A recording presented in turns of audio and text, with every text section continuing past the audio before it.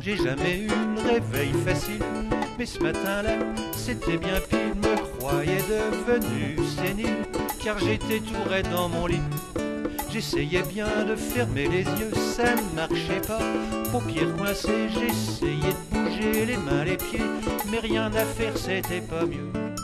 Puis le film d'horreur a continué quand ma petite femme est arrivée. Elle m'a regardé d'un air surpris. Que fait donc cette merde dans mon lit?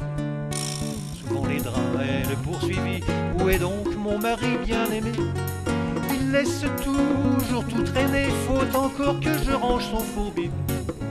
Elle me prit sous son bras musclé. Je n'arrivais même pas à parler. Mais c'est dans la glace de l'armoire que je compris soudain mon cauchemar.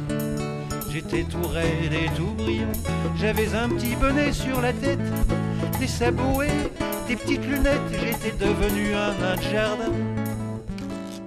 J'étais d'ailleurs un balèze nain, je faisais toujours 1m80, me trimballer c'était crevant, j'étais un nain de jardin géant. J'avais un joli petit râteau et même une mignonne petite brouette. J'étais tout verni, j'étais chouette, tous les beaux fallaient me trouver beau. J'avais sûrement été la cible d'une sorcellerie, un envoûtement. J'étais devenu, c'est terrible, le nain de jardin au bois dormant. En soupirant, ma douce épouse me posa au milieu de la pelouse. En grommelant qu'il ne manquait plus que ça, ici ça devient n'importe quoi. Les voisins vont foutre de ma gueule, ils vont croire qu'on est devenu vache. Je peux même pas l'emmener à la décharge, ça tiendra pas dans la bagnole. J'essayais bien de lui faire un signe, petit clin d'œil, sourire en coin, mais il a fallu que je me résigne, la terre cuite ça ne cause point. Puis le clébard du voisin m'a vu, au moins il m'avait reconnu. Et comme il a jamais pu piffrer, tous les jours il me pissait sur les pieds. Ce petit con s'approchait de moi, grognant, bavant, le regard hostile. Il levait sa papate débile et repartait tout content de soi. Sur mes sabots, la jolie peinture a beaucoup souffert de l'aventure. Au bout de 6 mois de ces jeux d'eau, j'étais déjà beaucoup moins beau. Ma cuite se ramollissait, mon vernis était tout écaillé. Le temps passait, je me déglinguais, mon avenir était bien bouché. Ma femme était vraiment bien triste, elle avait tout essayé en vain. Des détectives et même des devins pour essayer de retrouver ma piste.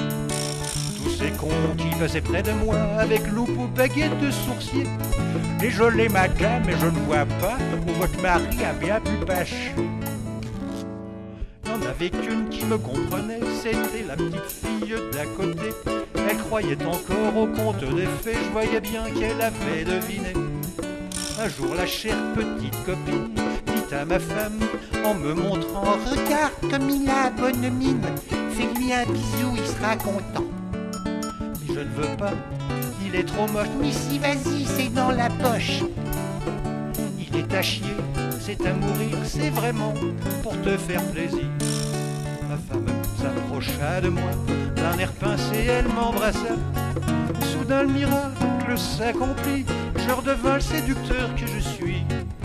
D'un coup c'est ça le sortilège, version masculine de Blanche-Neige. Un simple petit baiser magique me sortit de cette histoire tragique. Je n'ai jamais su qui m'avait fait ça, j'ai des soupçons mais je les garde pour moi.